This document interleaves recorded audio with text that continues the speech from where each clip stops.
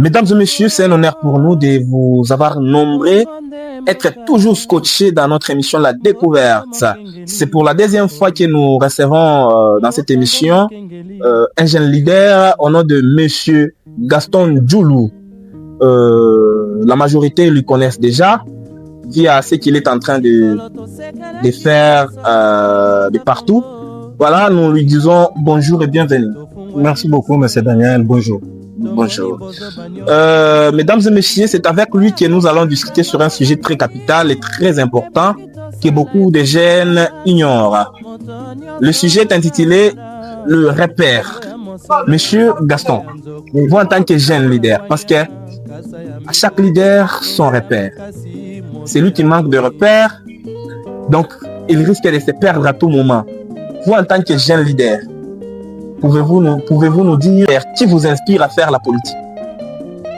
Merci beaucoup de la question. C'est une question très pertinente, mais je vais essayer de la répondre avec beaucoup d'explications pour clarifier l'opinion publique qui nous suit à l'instant.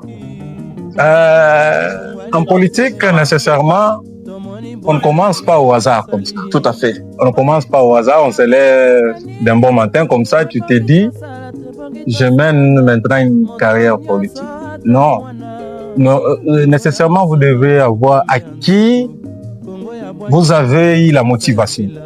À qui vous a inspiré? L'inspiration est venue de qui? C'est vrai, les ambitions, les destins aussi, ça compte, mais il y a toujours un motivateur qui est là, qui te donne de l'envie, qui te booste, qui te dit va de l'avant. En politique déjà, si je peux dire un repère, ça sera un peu trop dur parce que j'admire beaucoup. J'admire beaucoup.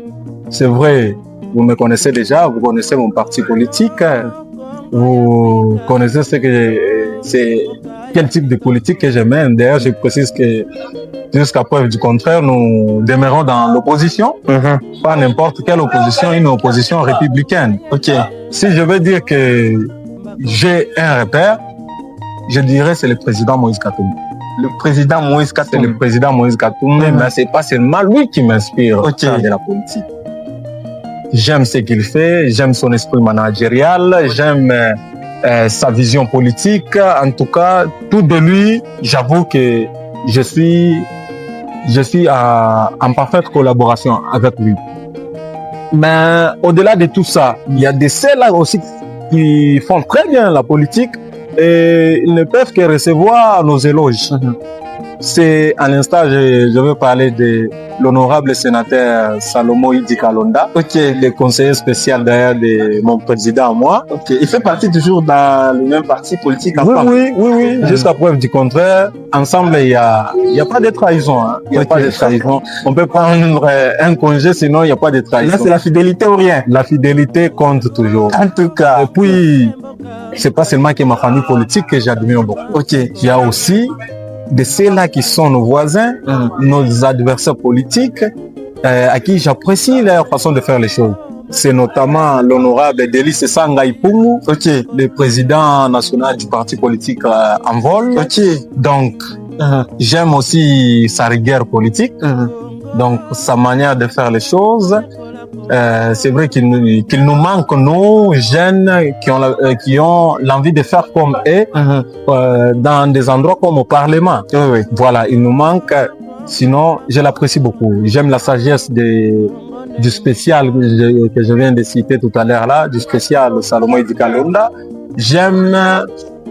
Voilà, ce sont ces trois personnes-là qui m'inspirent beaucoup, mais c'est pas seulement du côté... Parce qu'il y a aussi des dames qui font très bien la politique. C'est le cas de l'honorable Dominique Munongo Inamizi, la rapporteure adjointe de l'Assemblée nationale, à qui j'ai fait beaucoup des éloges.